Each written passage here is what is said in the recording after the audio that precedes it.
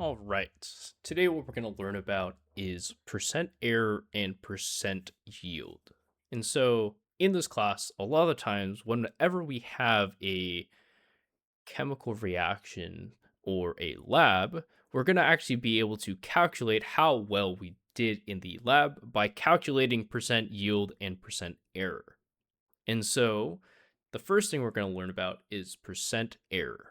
And that is calculated by the absolute value of the actual yield minus the theoretical yield all over the theoretical yield times 100. And what these two words mean, theoretical yield means the calculated yield or mass. And so whenever we do our stoichiometry problems or limiting reagent problems, what we calculate at the end is what we call our theoretical yield, or what we predict is how much we should have. While our actual yield, this is what we measure in our labs. And so a lot of the times, what we do in our labs don't actually end up being exactly the same as our theoretical yield, and so our actual yield might not be the exact same. And that's totally fine. It is just a way to calculate how far off we are from what we calculated earlier. And so that is how we calculate the percent error, is by using the absolute value of actual yield minus theoretical all over theoretical times 100. And once again, theoretical means what we calculate. Actual yield is what you measure, usually on a scale in the labs. Then the other equation that we have is percent yield, and that is the actual yield all over the theoretical yield times 100. And so this one's a lot easier to follow along with. It's just actual over theoretical times 100. And so what we're going to do real fast is go through a really short, quick, easy example of this by using this given example right here. So we have a chemical reaction of A plus B turning into AB, so a synthesis reaction. And so we have given information is that after the reaction goes to completion, 29.4 grams of AB is produced. However, we calculated that the yield should have been 32.1 grams. And so our job is to calculate the percent yield and error based off of the given information. And so what we're going to do now is be able to do that by going through this example problem. And so let's go through that together. And so right here, what we have is the information that's given to us. And so we have to figure out how to calculate the percent yield and error. And so let's go percent yield.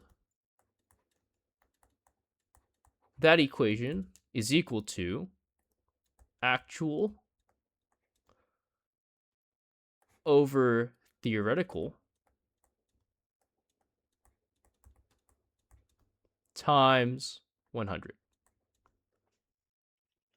And so let's go through an example, or go through this example by calculating for our percent yield.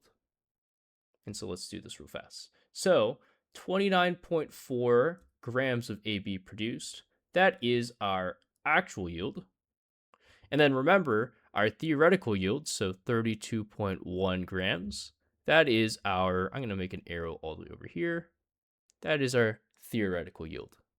And so all we have to do in this equation is plug those two values in.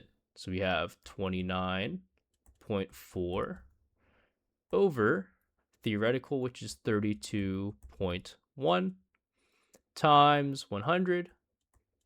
And this is equal to, if we put it into our calculator, is equal to 91.6% yield. And so we were 91.6% close to our theoretical or our projected amount.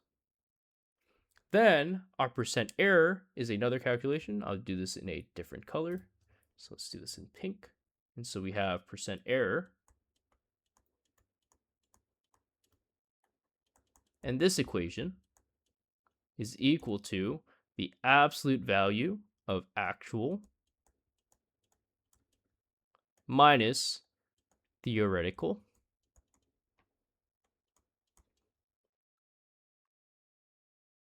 I spelled this wrong, sorry, theoretical all over our theoretical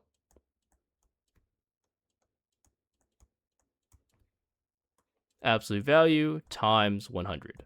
So these two lines means absolute value. That just means make it positive.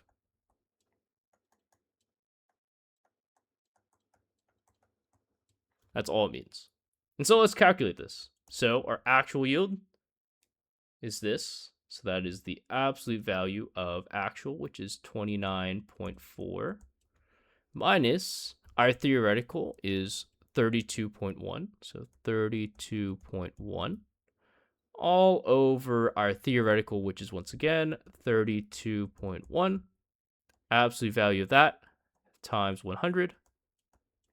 And if you do this calculations correctly, you get 8.4% error. And this is your answer for your percent error. A quick way to make sure that you are doing this correctly, I'm going to do this in a different color, is that your percent yield, so you could say yield, plus your error, if you do this correctly, should be equal to 100%. This always works out as long as your yield, in this case, is less than 100%. So if these two things, if this is less than 100%, then it will always work out that your yield plus your error is going to be equal to 100%.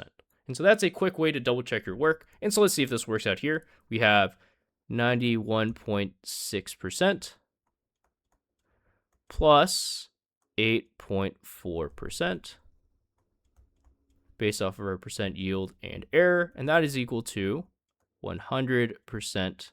And so we have actually just double checked to make sure that this thing works out.